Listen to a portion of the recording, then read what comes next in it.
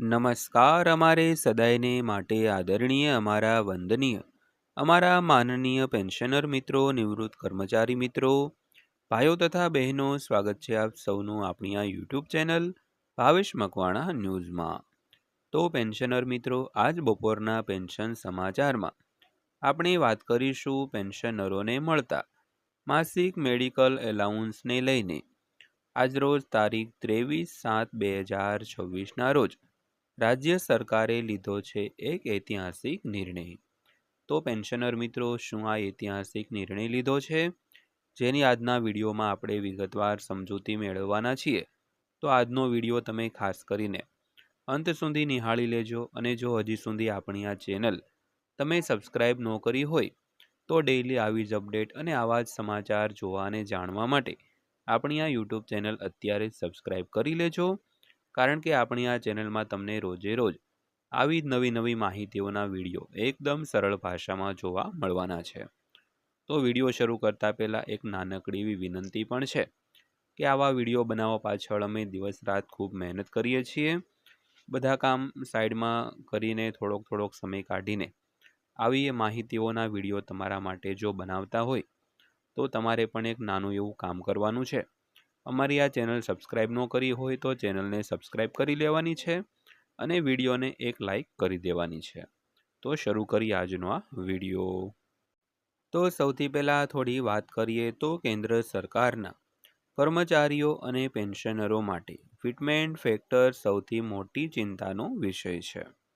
તો અંતિમ ભલામણો 2027ના મધ્ય સુધીમાં અપેક્ષિત છે અને નાણાકીય સ્થિરતા પગાર અને પેન્શનમાં સુધારાને પ્રભાવિત કરશે મિત્રો।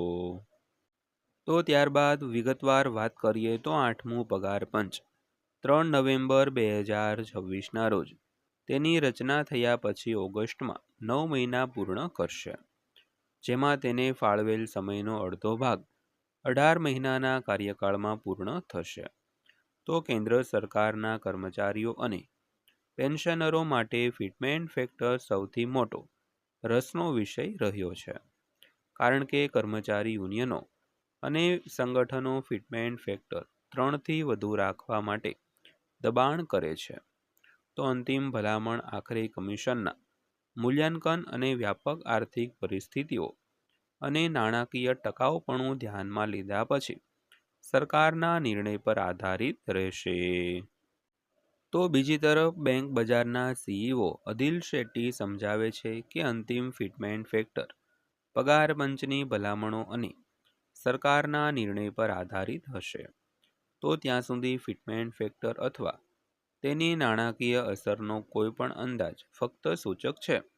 જ્યારે પરિણામ જોવાનું બાકી છે ત્યારે સરકારી પગારમાં કોઈ પણ વધારો ઘરગથ્થુ રોકડ પ્રવાહને મજબૂત બનાવી શકે છે, જેનાથી કર્મચારીઓને કટોકટી બચત બનાવવા, રોકાણ વધારવા અથવા તો લોન ચૂકવણીને વેગ આપવા માટે વધુ સુગમતા મળશે। જો કે કર્મચારીઓએ ઊંચા પગારની અપેક્ષાઓને આધારે નાણાકીય પ્રતિબદ્ધતાઓ લેતા પહેલા અંતિમ નિર્ણયની રાહ જોવી જોઈએ દોસ્તો। ત્યારબાદ જોઈએ તો પરામર્શ પ્રક્રિયા ચાલુ રહે છે। તો છેલ્લા 1 વર્ષમાં 8મા પગાર પંચ માટે સરકારનો રોડમેપ સતત આગળ વધ્યો છે। તો સરકારે 16 જાન્યુઆરી 2025ના રોજ કમિશનની રચના કરવાનો પોતાનો ઈરાદો જાહેર કર્યો હતો। તો ત્યારબાદ 28 ઓક્ટોબર 2025ના રોજ કેન્દ્રીય મંત્રીમંડળે સંદર્ભની શરતો એટલે કે ટર્મ્સ ઓફ રેફરન્સને મંજૂરી આપી હતી। તો આ કમિશનની ઔપચારિક રચના 3 નવેમ્બર 2025ના રોજ કરવામાં આવી હતી। તો આ પગલાંથી કેન્દ્ર સરકારના કર્મચારીઓ અને પેન્શનરો માટે પગાર, પેન્શન, ભથ્થા અને અન્ય સેવા સંબંધિત લાભોની સમીક્ષા શરૂ થઈ હતી દોસ્તો। તો પાછળથી 4 ફેબ્રુઆરીના રોજ કમિશનની સત્તાવાર વેબસાઇટ, ઓનલાઈન ડેટા અને માય ગવર્મેન્ટના લોન્ચ સાથે ચર્ચા અને પરામર્શની પ્રક્રિયા વધુ વિસ્તરિત થઈ હતી। તો એપ્રિલમાં સલાહકારની સંલગ્નતા સાથે વહીવટી કાર્યમાં વેગ આવ્યો હતો। તો national council joint consultative machinery એટલે કે NCJCMએ 14 એપ્રિલના રોજ તેમનું મેમોરેન્ડમ સુપરત કર્યું હતું.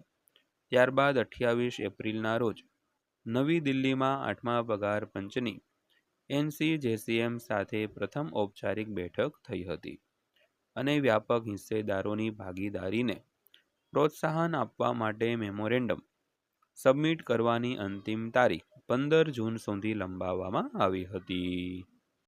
તો ત્યારબાદ જોઈએ તો તાજેતરની પ્રાદેશિક બેઠકો.